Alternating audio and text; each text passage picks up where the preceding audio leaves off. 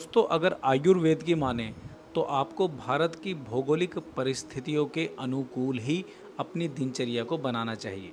उदाहरण के तौर पर आप जिस भी क्षेत्र में रहते हो, उस क्षेत्र की तासीर के हिसाब से आप अपने खान पान को अपनी दिनचर्या में ऐड करें। खाने में इस्तेमाल किया जाने वाला तेल, यानी भोजन में इस्तेमाल किया जाने वाला तेल किस क्षेत्र के हिसाब से कैसा होना चाहिए, ये जानते हैं। उदाहरण के लिए, आप दक्षिण भारत में रहते हो तो आपके लिए गोले का तेल बेहद ठंडा और लाभदायक होता है। लेकिन दोस्तों, अगर आप उत्तर भारत में निवास करते हो तो उत्तर भारत की जलवायु के हिसाब से यहाँ के लोगों के लिए सरसों का तेल उनके स्वास्थ्य के लिए बेहद लाभदायक होता है। लेकिन अगर आप पंजाब, हरियाणा और पहाड़ी इलाकों में रहते हो तो आपके लिए तिल का तेल सबसे ज़्यादा लाभदायक होगा। उसी तरीके से दोस्तों, अगर आप मेवा यानी ड्राई फ्रूट्स खाने के शौकीन हैं तो इस तरह से काजू और अखरोट उन लोगों के लिए फ़ायदेमंद है जो जम्मू कश्मीर जैसे ठंडे प्रदेश में रहते हैं। अगर आप केसर का सेवन करना चाहते हैं तो दिसंबर, जनवरी और फरवरी तक आप केसर का सेवन कर सकते हैं, और उसके बाद अगर संभव हो तो उसे अवॉइड करें।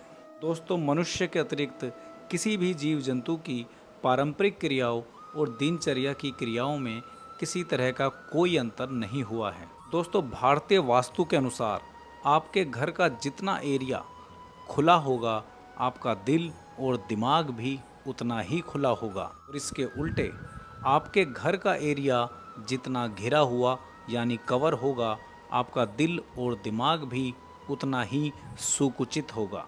दोस्तों, आपने अक्सर देखा होगा कि शहर में बहुत धनी लोग घिरे हुए और छोटे मकानों में रहते हैं, लेकिन किसी की मदद करने के नाम पर या गरीब को दान पुण्य के नाम पर उनकी सोच और दिल बहुत ही छोटा सा होता है। वहीं दूसरी ओर गांव के बड़े और खुले मकानों में रहने वाले लोग शहरों के लोगों के मुकाबले थोड़े निर्धन होते हैं, लेकिन जब बात किसी की मदद की आती है या किसी गरीब को दो रोटी देने की आती है तो उनका दिल शहर के लोगों के मुकाबले बहुत बड़ा देखा जाता है। दोस्तों, अंत में इतना ही कहेंगे कि परंपराएं वही विकसित होती हैं जहां मौसम और जलवायु के हिसाब से चीज़ें व्यवस्थित की जाती हैं। दोस्तों, अगर आपको हमारी वीडियोस में दी गई जानकारी पसंद आ रही है तो इस जानकारी को उन लोगों तक ज़रूर पहुंचाएं जिन लोगों को इस जानकारी की ज़रूरत है। हम फिर मिलेंगे अगली ऐसी ही किसी वीडियोस में जिसका जानना आपके लिए थोड़ा आवश्यक हो। तब तक के लिए अपने सभी सब्सक्राइबर्स को जय श्री राम।